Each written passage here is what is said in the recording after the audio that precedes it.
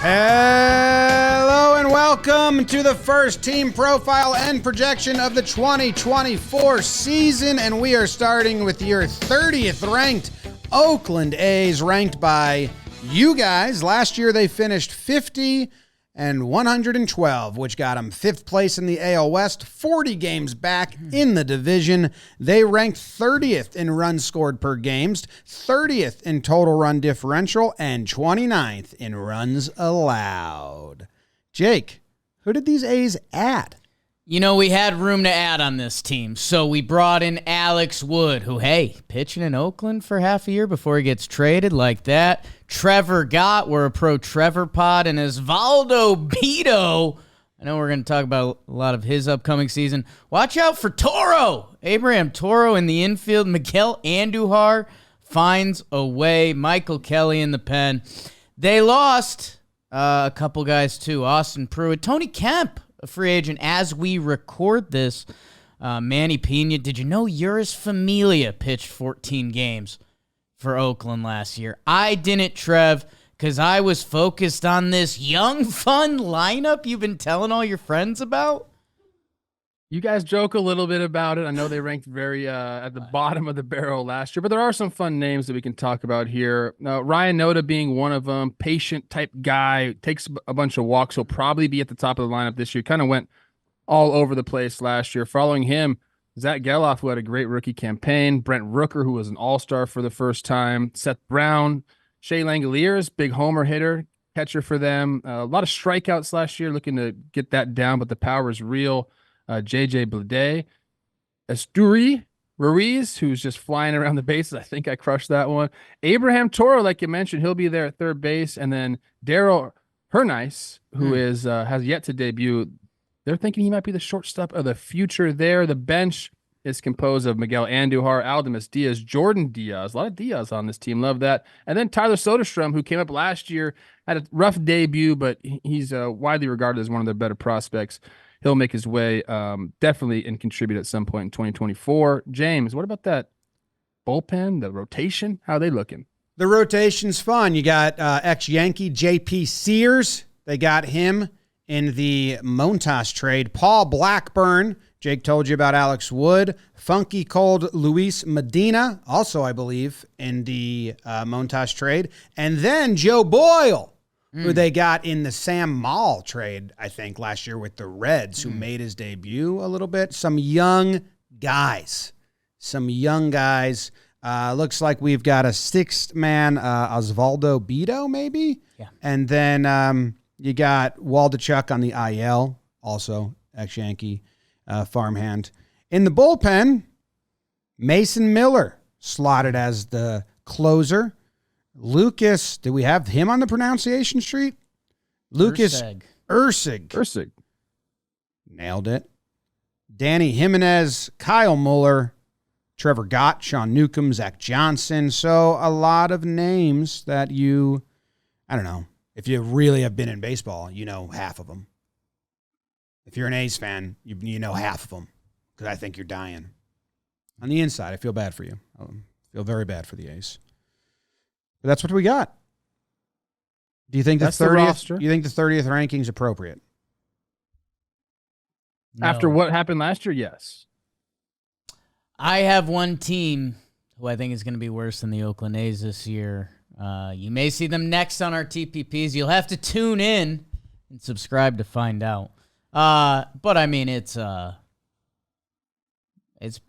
good. It's not good. Not good. Trev, you've been on some bad teams. I have. Look, here's what I'll say about the A's.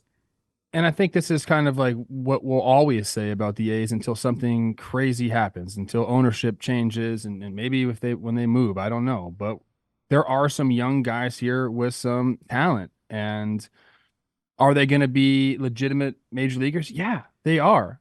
Are they going to keep them all together? Probably not. That's what we're thinking here. Although in years past, I think they've had probably a little bit more robust farm system, more guys knocking on the door than they do right now. I think one of the storylines of this year for the A's is going to be like how do those young guys perform in their second years. We're talking about Ryan Noda, we're talking about Geloff, we're talking about Shea, we're even talking about Soderstrom. Like, can those guys take a step? And I was there at the debut of Soderstrom and Geloff. They were making a big deal about Soderstrom. Catcher, first base, this guy can hit. His dad, he's like a legacy guy. His dad was a player.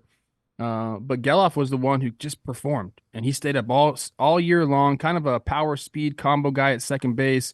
He looks like he's a baseball rat, man. He's flying around the field. He's not a big dude, but he's got power. I think I saw him go oppo in that right center gap in Oakland while I was there. He's a fun player. I think without a doubt he's going to be a guy that we look at and we say, okay, like, he's a big leaguer. Like, this guy has a chance to be. He has a chance to have an all-star season. Like, he's that good. He's got that kind of skills. The other guys, Noda, we know he's a guy that can, walk, essentially. He's got a good swing, a short, compact swing for a lefty. I think he's a legitimate big league hitter. Is he going to be a powerful first base type guy? Probably not. But although that could be in there, I think the biggest thing we have to look for in all these hitters is, can Soderstrom come up and kind of reignite his status as a guy that's knocking on the door, going to be a fixture in the lineup. I think that, that's kind of up in the air. You get knocked down your first year, a lot of things happen mentally for you. You got to go into the offseason with a different mindset, come back in, still maintain that confidence. It's going to be an interesting year for them. I think we're going to see a lot of the young guys just come up and have a lot of leeway and playing time, and we're going to figure all this stuff out, I guess. Jim, what are you seeing from your A's? They're really young. I mean, that's like the first thing I'm seeing is just, I think that 31 is the oldest age of the starting 9 they have on Fangraphs listed. So super young team. I do like some elements. I mean, I like Ruiz stealing bases. Like, that's a fun thing you can go watch. He broke Kenny Lofton's stolen base record for a rookie last year, and he missed a month doing it. They got him in the Brewers trade. Well, the Brewers and Braves 3-way trade with the catchers. They got him. They gave him the full start last year. He did miss a month in July, sliding back on a pickoff. But he ran like crazy. He stole 67 bags, which led the league. And he was just behind Acuna, but he did miss a month. He stole 53% of the time he got on base. I was crunching some numbers, but that actually might be a little high because he probably stole second and stole third, and that would be one time on base. But it's around 50. But if he got on base, he was stealing. They want the other numbers to be better. I read one line, A's fans let me know, that said he was surprisingly not good in the outfield, even though he's got such great speed. Seems like you can salvage that. Go look at JBJ. He didn't have great routes, but his speed got him there when he was a youth. So I'll tune in if he's on bases. I like an instant threat to steal. I like that coming back in the game. And like, what else are you going to do? Estuary. That one. The pronunciation guide's not helping me there. Estuary. I want to let people know we do have pronunciation guides on these sheets, and we're working through it, people. Estuary. Yeah. Don't let them know. We try our best, and that's all you can do in this life. And that's all the Oakland A's are going to do this year. And for me, I want to see, watching the Oakland A's last year, you looked on the field and you'd see some of these top prospects, right? You see, I've seen Langoliers around. He was a part of some trades. Noda was getting on base. Your guy, Zach Geloff from My Vandy. The pitching was alarming. Like, it was kind of, I get, we're in a tough situation. We're moving the team. Like, we're actually got so bad so we can move the team. But opportunities are going to come with offense, whether it's Rooker or whether it's like a J.J. Bleday tapping into his first-round potential. And something's going to click offensively with another one of the prospects. And I think the offense, it's not going to be pretty, but you're going to have days. The pitching was horrifying because even if their starter got them 5 innings cleanish, the lane in the bullpen was tough. And Trevor May was there, and I don't know if he was looking to get traded, but it ended up being his last season. He said, I'm just going to call it. Thanks. I think the exciting thing at the back of the bullpen this year for Oakland A's fans is Mason Miller. Had a couple starts last year, actually 7 shut against the Mariners, and then some forearm tightness. He comes back. They were using out of the pen. They're saying they're going to stick him in the back end and kind of let him be the closer. He's got the stuff. The fastball's electric. You wonder if he focuses more on the slider. He threw the cutter a little bit. Do you find the mix in between those pitches? Is he going to use a changeup versus lefties? If he could be an exciting young closer on the back end for them, like you said, with Urseg, with Danny Jimenez, Gott, Newcomb, these are actually guys that have thrown major league innings. So, that's actually one of the patented, shut up, you little dwarf. Whoa. One of the Oakland A's. I was thinking it. One of the Oakland A's secrets when their team is clicking, it feels like they have a bullpen where they can tap on a lot of arms. Last year, it was the opposite of that. It was like, okay, if our young players can give us anything offensively, if our young starters can give us anything offensively, well, now we're going to a bullpen that's even worse.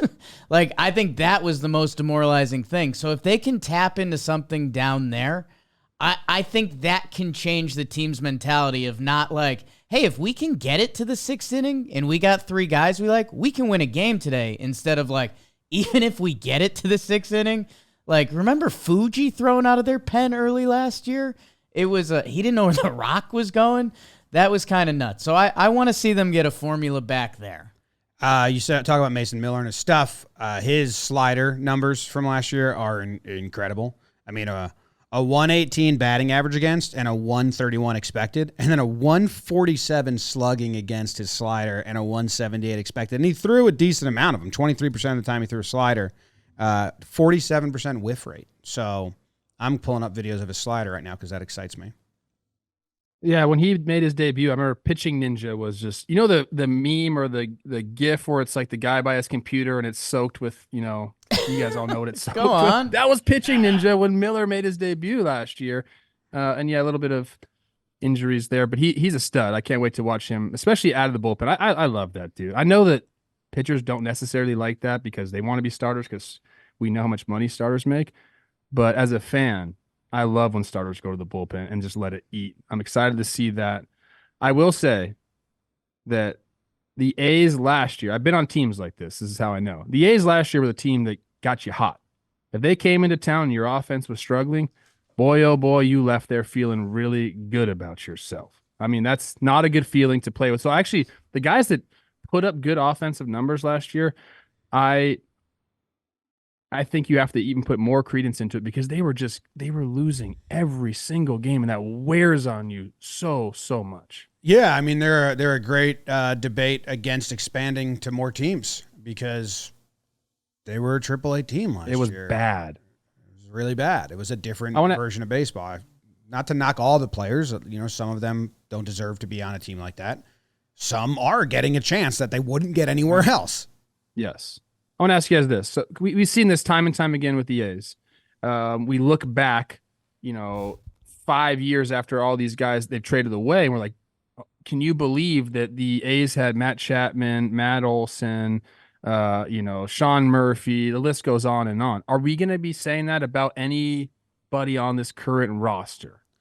Are there those type of players on this roster or on the precipice of the big leagues? I don't know if we're there right now.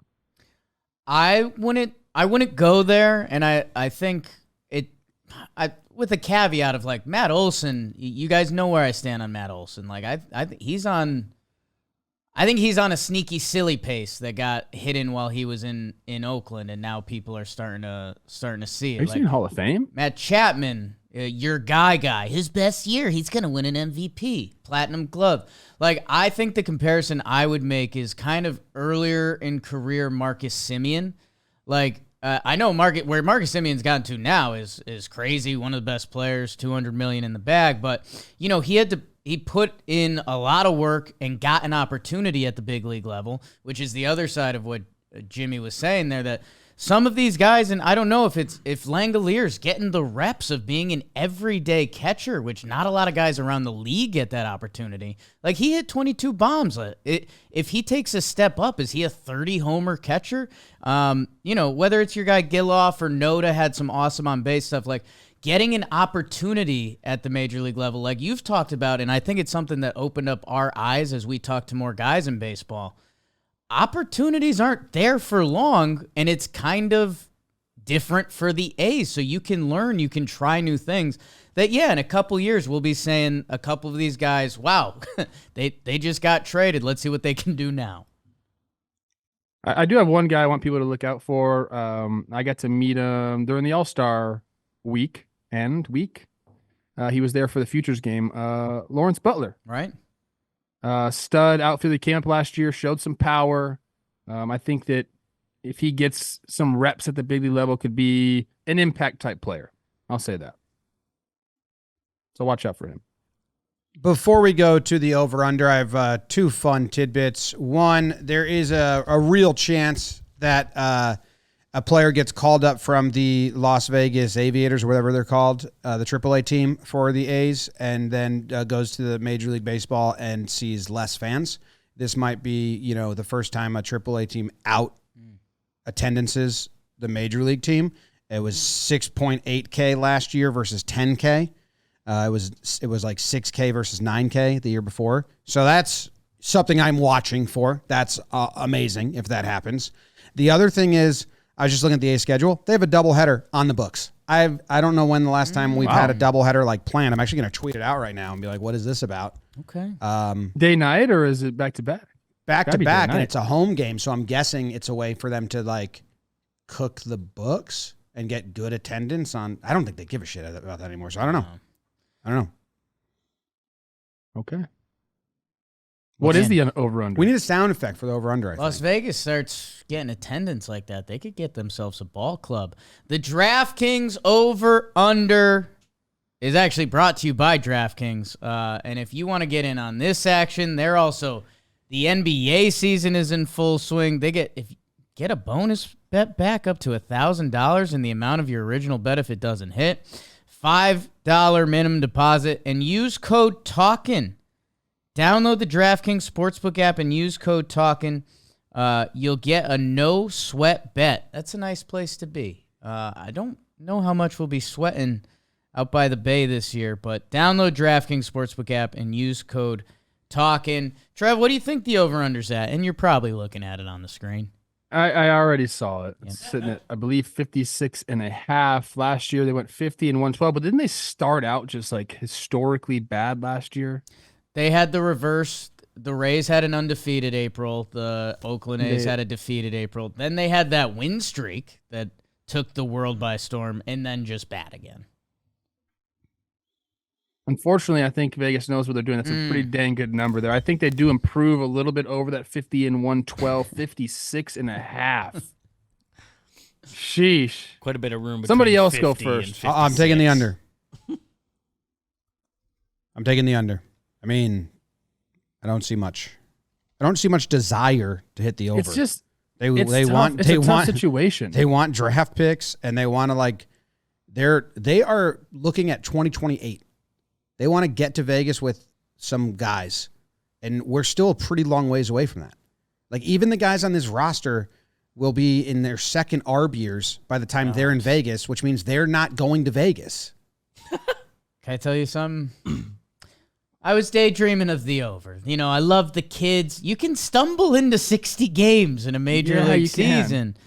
I wanted to check because it deserves to be said. This division's pretty good, right? Like, Texas Rangers just won it all. Houston wins it all every other year. Seattle's supposed to win it all, says their fans. The Angels, you look at the Angels roster and the Athletics roster next to each other, and it's like, oh, crap. Like, I thought I was about to give an argument like, could the Athletics smell blood in the water with the Angels and try to chase them? No, I'm going under. Yeah, usually we say this is exactly where they want to be. The Oakland A's underdogs. They're under something.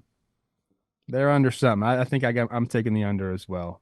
And you know what? Shout out Mark Kotze, man. It's not an easy thing to do. And all these players, I feel for you. You're in a very weird situation with what's going on with your ownership and the relocation and all that. But It's sad, man. I hope you guys go out there and crush it. I am also taking the under. There's sometimes I feel physical pain, and one is thinking about my baseball team being taken away from me. You know what I mean? I don't think that'll ever happen with yours. But if it did, like diehard A's fans for principle 50 of it. years and now they're just leaving, like, I don't know. I couldn't do that. Thanks for tuning in. Subscribe because we got 29 more of these coming your way. Shout out A's fans. For the 8th year in a row, buying just a little bit of Andujar stock. Just a little bit. Andujar. Gala follows me on Instagram. We're boys. Hell yeah. I like him. How come he only likes the pics of you and Olivia together? Yeah, what's up with that, bro? Weird.